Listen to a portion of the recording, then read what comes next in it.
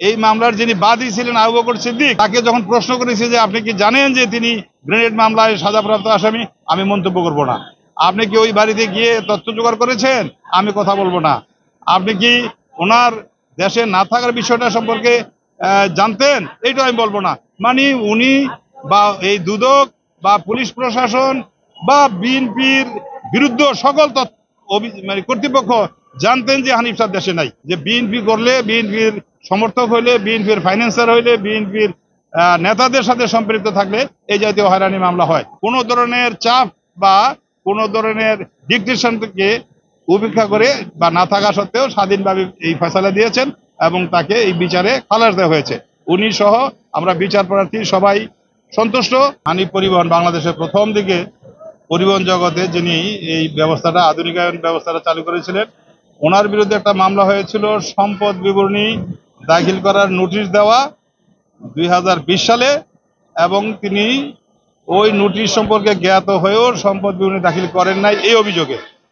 পক্ষান্তরে আপনারা জানেন যে বাংলাদেশে আরেকটি অত্যন্ত আলোচিত গ্রেনেড হত্যা বা গ্রেনেড বিস্ফোরণের একটা মামলা হয়েছিল। সেই গ্রেনেড মামলার 61 জন সাক্ষী চলার পরে উদ্দেশ্যপ্রণোদিতভাবে বিএনপির ভারপ্রাপ্ত চেয়ারম্যান জনাব তারেক রহমানকে ওই মামলায় সম্পৃক্ত করা হয়েছিল। একই সাথে আজকের বিচার প্রার্থী আসামি, যার প্রতি আদালত সদয় বিবেচনা করে ফলাফল ঘোষণা করেছেন, ওনাকেও ওই মামলায় আসামিভুক্ত করা হলো।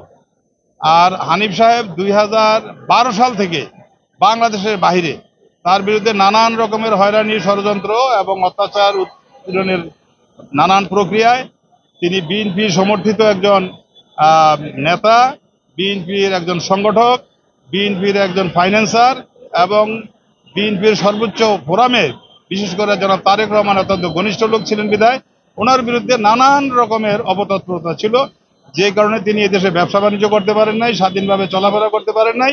ফলে বাধ্য হয়ে 2012 সালে থেকে এই দেশ থেকে বাইরে চলে গেলেন।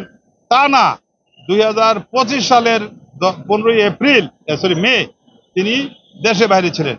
অথচ ওই গ্রেনেড হামলা মামলায় ওনাকে মৃত্যুদণ্ড দেওয়া হয়েছিল।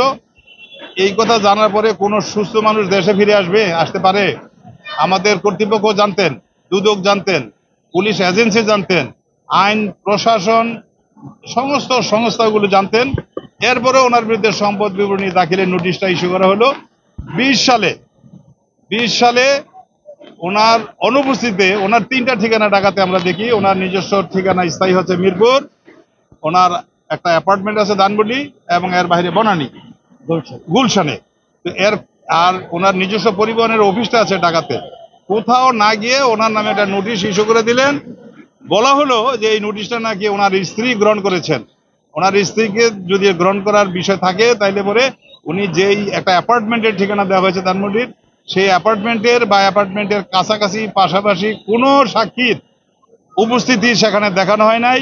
ওই অ্যাপার্টমেন্টের বা ওই বিল্ডিং এর কোনো সাক্ষীর কোনো উপস্থিতি দেখানো হয় নাই। কার সামনে কখন কার প্রতি এই নোটিশটা ইস্যু করা হয়েছে, এই সমস্ত একটা বিভ্রান্তিকর একটা অসত্য তথ্য দিয়ে ওনার বিরুদ্ধে এই নন সাবমিশন বা সম্পদ বিবরণী দাখিল না করার অভিযোগে একটা মামলা করা হলো। পরবর্তীতে আমরা তদন্তকারী কর্মকর্তাকেও জিজ্ঞেস করেছি যে আপনি নিশ্চিত হয়েছেন কিনা এই নোটিশটা প্রপারলি জারি করা হয়েছে। ওনার বাড়িতে গিয়েছেন, ওনার পরিবহনের অফিসে গিয়েছেন, ওনার মিরপুরের বাড়িতে গিয়েছেন, ওনার অন্যান্য ঠিকানায় গিয়েছেন, জিজ্ঞাসাবাদ করেছেন, যাচাই বাছাই করেছেন? বলছে না। আরেকটা আশ্চর্যজনক ঘটনা, এটা আপনার রেকর্ডে দেখবেন।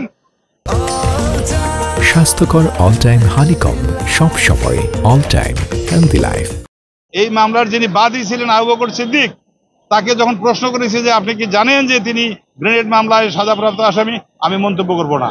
আপনি কি ওই বাড়িতে গিয়ে তথ্য জোগাড় করেছেন, আমি কথা বলবো না। আপনি কি ওনার দেশে না থাকার বিষয়টা সম্পর্কে জানতেন, এইটা আমি বলবো না। মানে উনি বা এই দুদক বা পুলিশ প্রশাসন বা বিএনপির বিরুদ্ধে সকল মানে কর্তৃপক্ষ জানতেন যে হানিফ স্যার দেশে নাই। এইরকম উদ্দেশ্যপ্রণোদিতভাবে কোনো মামলা জারি করা হয় আর তাকে হিউমিলেট করা হয়। যে ভদ্রলোক 12 থেকে 25 13 বছর টাকা বিদেশে, তার বিরুদ্ধে কিভাবে এই মামলা হয়? এবং আপনারা জানেন যে উনি গ্রেনেড মামলা খালাসপ্রাপ্ত হয়েছেন। পরবর্তীতে হাইকোর্টের এই আদেশের বিরুদ্ধে বাংলাদেশ সরকার এপিলেট ডিভিশনে গিয়েছেন, সেখানে ওনারা মুক্ত এখন আলহামদুলিল্লাহ, তারেক রহমান সহ মুক্ত।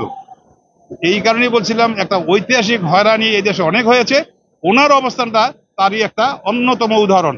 যে বিএনপি করলে, বিএনপির সমর্থক হইলে, বিএনপির ফাইন্যান্সার হইলে, বিএনপির নেতাদের সাথে সম্পৃক্ত থাকলে এই জাতীয় হয়রানি মামলা হয়। আমার নিজেটা বলবো না, আমিও হয়রানি শিকার হয়েছি, মামলা আসামি হয়েছি। আজকে আমরা মাননীয় বিচারক যিনি নিরপেক্ষভাবে প্রভাব মুক্ত হয়ে কোনো ধরনের চাপ বা কোনো ধরনের ডিকটেশন থেকে উপেক্ষা করে বা না থাকা সত্ত্বেও স্বাধীনভাবে এই ফয়সালা দিয়েছেন এবং তাকে এই বিচারে খালাস দেওয়া হয়েছে। উনি সহ আমরা বিচার প্রার্থী সবাই সন্তুষ্ট এবং কৃতজ্ঞ। দেশবাসীর কাছেও আমরা আবেদন করব এইভাবে হয়রানির শিকার যেন আর কেউ না হয়, কোনো কর্তৃপক্ষ কোনো এজেন্সি যেন আর নিরীহ নির্দোষ কাউকে বিচারে সোপর্দ করে হয়রানির শিকার না করে। পারিবারিকভাবে, অর্থনৈতিকভাবে, রাজনৈতিকভাবে, সার্বিকভাবে ওনার ব্যবসায় ক্ষতিগ্রস্ত হয়েছেন, পারিবারিকভাবে ক্ষতিগ্রস্ত হয়েছে।